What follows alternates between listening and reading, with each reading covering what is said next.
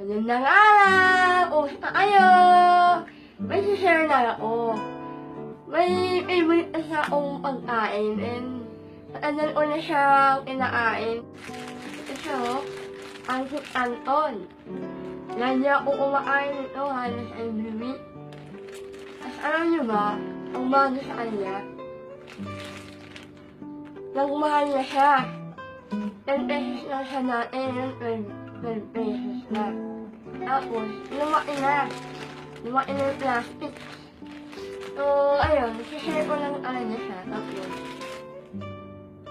na-realize ko. Buti pa yung pancit Anton, nagmahal. Eh, ikaw, kailan mo ba ako mamahalin? Ikaw, ang pag-ibig na hinintay. Tapos, ito pa. Yung pancit Anton, lumaki yung plastic.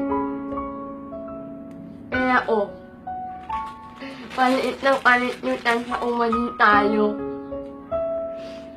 Alam mo, para ang pancit Anton, namimili ng sakit eh, literal eh.